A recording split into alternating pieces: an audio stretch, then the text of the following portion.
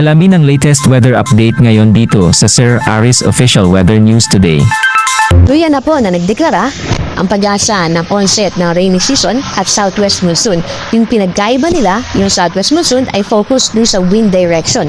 Dapat yung hangin na nakaka-apekto sa ating bansa ay nanggagaling sa timog kanluran o southwest ng Pilipinas. At ito rin ay nagdadala ng mga pagulan lalo na sa western part ng Luzon, Visayas at Mindanao. Pero yung onset natin ng rain season ay focus dun sa dami ng ulan or yung sa mga tuloy-tuloy na pagulan dun sa mga given months na yun kapag nag-onset na. Pero dapat isaalang-alang natin na hindi porket na nag-onset na tayo ng rainy season ay ulan na tayo po lagi. So meron din tayong tinatawag na monsoon break.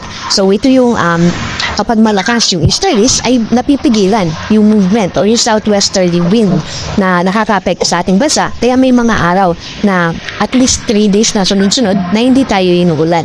Pero dito sa ating latest satellite image, makikita natin yung epekto nitong southwest monsoon at ito yung magdadala ng maulap na kalangitan na may kasama mo pagulan lalo na sa Palawan, specifically sa buong Mimaropa, sa western part ng Visayas at sa western part ng Mindanao. Particular tayo dito sa Zamboanga Peninsula. Samantala, meron din tayong minomonitor na low pressure area. Ito po ay nasa silangang bahagi ng northeastern Mindanao or Caraga region ng about 1,120 km. At ang latest natin na time ng pag-locate ng location ito ay kaninang 3 p.m.